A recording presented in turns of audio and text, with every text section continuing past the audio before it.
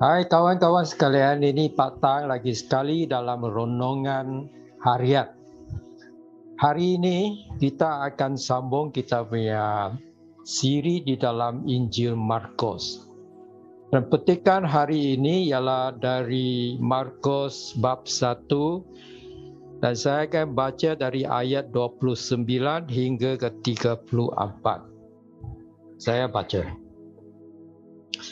Yesus dan murid-Nya termasuk Yakobus dan Yohanes keluar dari Saumaa itu lalu ke tempat kediaman Simon dan Andreas. Ibu mertua Simon sedang demam terbaring di tempat tidur. Setibanya Yesus di situ, dia diberitahu tentang hal itu. Yesus menghampiri ibu mertua Simon, memegang tangannya dan menolongnya bangun. Demam wanita itu hilang, lalu dia melayan mereka. Apabila malam menjelang, semua orang sakit dan orang yang dirasuk roh iblis dibawa kepada Yesus. Semua penduduk kota berhimpun di hadapan pintu itu. Yesus menyembuhkan ramai orang daripada pelbagai penyakit. Dia juga menghalau roh-roh iblis sambil memerintahkan mereka diam kerana mereka tahu siapa dia. Markus rekodkan peristiwa penyembuhan dan mengusir roh iblis di dalam petikan ini. Apa dia punya tujuan? Dia punya tujuan ialah membuatkan kita fikir, siapakah orang ini Yesus Kristus yang ada kuasa di atas penyakit dan ada kuasa di atas roh-roh iblis atau roh-roh jahat. Dan Yesus Kristus bukan lakukan ini satu kali sahaja. Sebenarnya dia lakukan banyak kali. Kerana kita baca di dalam ayat 34 bahwa Yesus menyembuhkan ramai orang daripada pelbagai penyakit. Dan dia juga menghalau roh-roh iblis sambil memerintahkan mereka diam. Dia ada kuasa di atas roh-roh iblis. Dan dia perintahkan mereka diam. Kenapa perintahkan mereka diam? Karena ramai orang datang. Penuh sesak. Itu kita akan buat eksposisi pada hari yang lain. Tapi hari ini kita diingatkan oleh peristiwa-peristiwa yang direkodkan bahawa ini ialah dunia yang spiritual.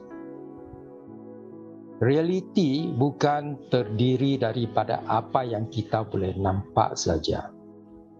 Kita ada tubuh, kita ada kerusi kayu, kita ada makanan. Itu bukan saja realitinya. Realitinya ialah ada satu dunia yang tak nampak, iaitu dunia spiritual. Dan dunia spiritual ini jauh lebih asas dan jauh lebih berkuasa. Allah sendiri ialah roh, dia tidak ada jasad, kecuali kalau dia pilihlah untuk menjadi manusia. Allah ialah the infinite Holy Spirit, dia ialah pencipta. Dan yang buat kita jatuh dalam dosa ialah syaitan, itu roh jahat. Jadi kita diingatkan oleh Markus bahawa kita sebenarnya dalam satu perang rohani. Yesus Kristus punya pelayanan sebenarnya ialah perangi syaitan. Syaitan menentang dia, dia tewaskan syaitan. Jadi tidak hairanlah.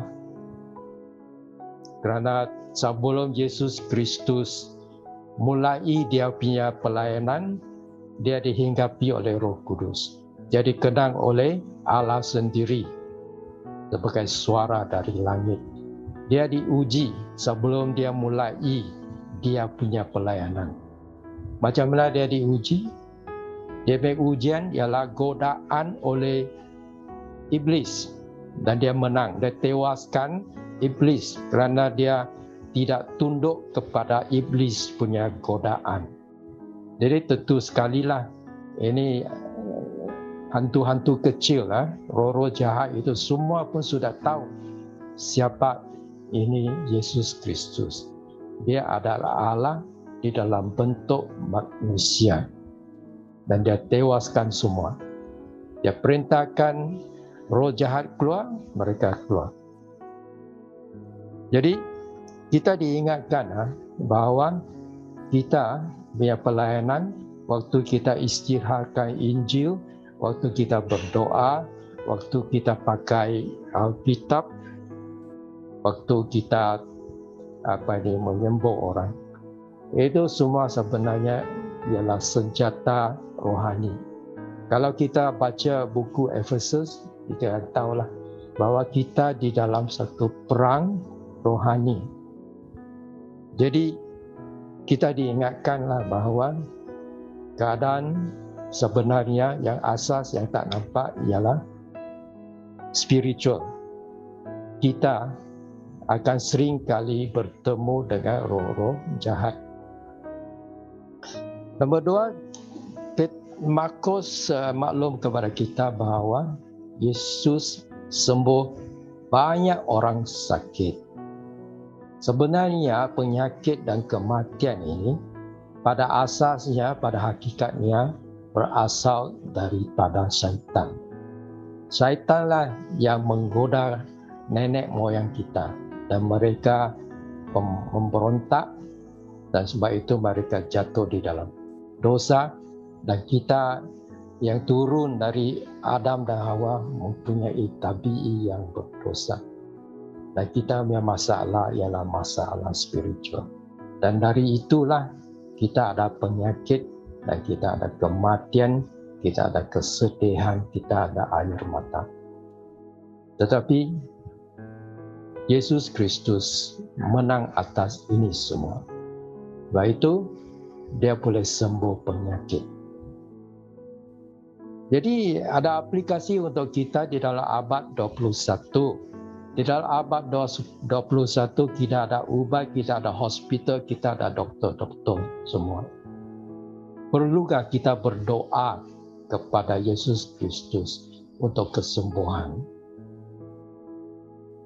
Kalau kita pergi hospital, adakah itu menunjukkan kita ialah orang yang kurang beriman? Jawapannya ialah tidak. Kita orang Kristian ada dua kelebihan. Kita ada hospital, kita ada ubat. Sambil itu kita boleh berdoa. Dan kita perlulah berdoa waktu kita pergi hospital, waktu kita sedang dirawat. Ini sains perubatan ialah berkat Tuhan kepada kita. Jadi kita bukan kurang iman kalau kita pergi hospital. Kita boleh berdoa dan sambil itu kita boleh pergi hospital. Di dalam Alkitab sebenarnya sudah ada antecedent atau sudah berlakulah di mana orang beriman juga boleh minta tolong dari manusia. Di dalam Nehemia 1 dan 2, Nehemia itu orang yang beriman. Tetapi waktu dia mau balik ke Yerusalem untuk baik pulih Yerusalem, dia tidak keberatan minta surat dari Raja Parsi, minta askar-askar untuk temani dia kerana perjalanannya panjang dan berbahaya. Jadi kalau Nehemia, orang yang beriman boleh minta tolong dari Raja Parsi, saya orang yang beriman boleh minta pertolongan dari doktor. Itu tidak salah. Sebenarnya kita ada dua kelebihan. Kerana di sains perubatan sebenarnya ada dia punya hak lah. Dalam setengah keadaan, doktor tak boleh buat apa. Misalnya dalam kes kanser yang sudah peringkat 5 atau 6, tak boleh buat apa. Doktor hanya boleh kata, sorry, pesakit ini hanya ada 3 bulan hidup, lepas itu dia akan mati. Kita tak boleh buat apa, boleh balik rumah. Tapi kita orang Kristian ada satu kelebihan. Kerana kita boleh berdoa untuk kesembuhan supernatural. Dan kalau Tuhan izinkan mengkasihani kita, pesakit itu akan sembuh.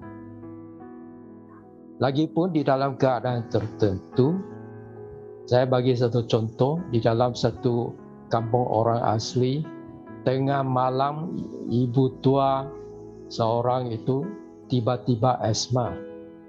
Macam mana nak pergi hospital, kereta pun tak ada, motosikal ada lah. Tapi takkan ibu mertua itu asma duduk motosikal? Mustahil. Tapi mereka tidak putus asa kerana mereka Kristian. Jadi mereka berdoa lah. Dan Tuhan baik. Ibu itu sembuh. Jadi kita ada dua kelebihan. Sambil kita melawat doktor atau makan ubat, kita harus berdoa juga. Kerana mana tahu itu ubat kadang-kadang ada kesan sampingan dan sembuhan perubatan pun ambil masa yang panjang dan kita perlu doa.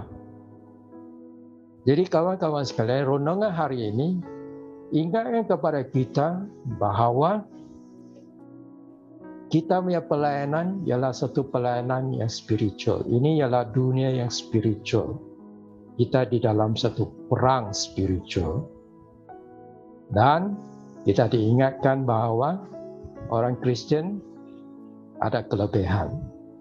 Kalau doktor tak boleh buat apa, kita boleh berdoa. Tuhan berkati.